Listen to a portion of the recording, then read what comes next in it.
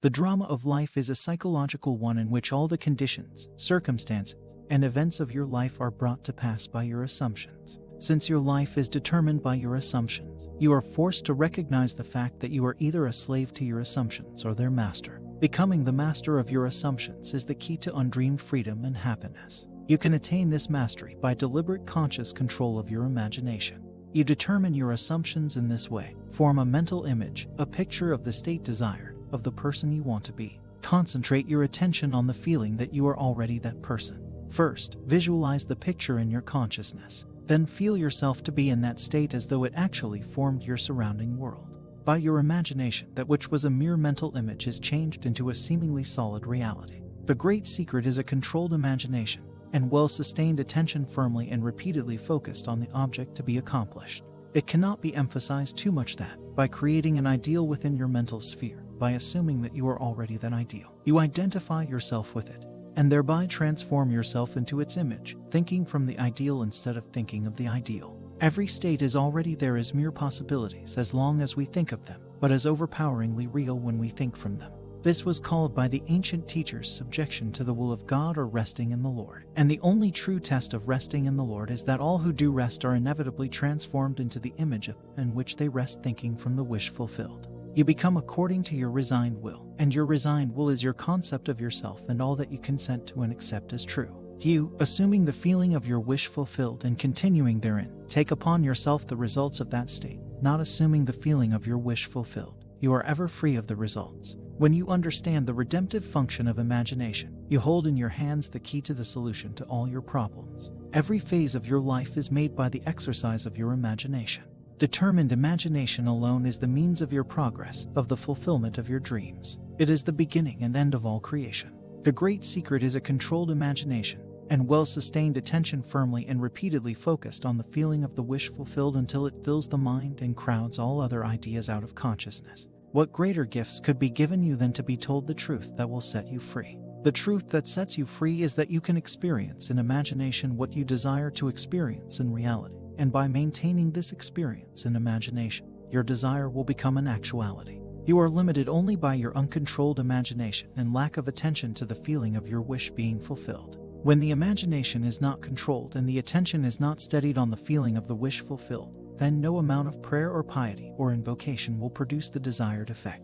When you can call up at will whatsoever image you please, when the forms of your imagination are as vivid to you as the forms of nature, you are master of your fate. Attention. A double-minded man is unstable in all his ways. Attention is forceful in proportion to the narrowness of its focus, that is, when it is obsessed with a single idea or sensation. It is steadied and powerfully focused only by such an adjustment of the mind as permits you to see one thing only, for you steady the attention and increase its power by confining it. The desire which realizes itself is always a desire upon which attention is exclusively concentrated, for an idea is endowed with power only in proportion to the degree of attention fixed on it. Concentrated observation is the attentive attitude directed from some specific end. The attentive attitude involves selection, for when you pay attention, it signifies that you have decided to focus your attention on one object or state rather than on another. Therefore, when you know what you want, you must deliberately focus your attention on the feeling of your wish being fulfilled until that feeling fills the mind and crowds all other ideas out of consciousness. The power of attention is the measure of your inner force. Concentrated observation of one thing shuts out other things and causes them to disappear. The great secret of success is to focus the attention on the feeling of the wish fulfilled without permitting any distraction.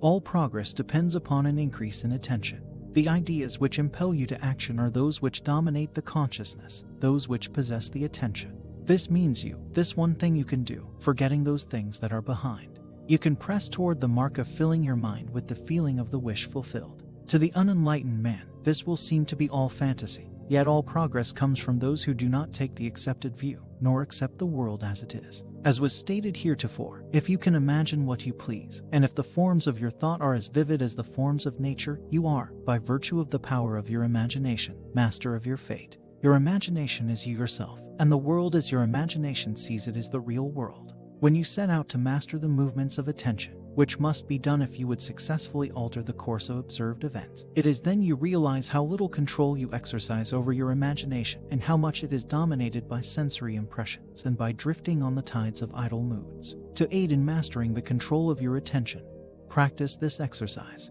night after night. Just before you drift off to sleep, strive to hold your attention on the activities of the day in reverse order. Focus your attention on the last thing you did, that is, getting into bed, and then move it backward in time over the events until you reach the first event of the day, getting out of bed. This is no easy exercise, but just as specific exercises greatly help in developing specific muscle, this will greatly help in developing the muscle of your attention.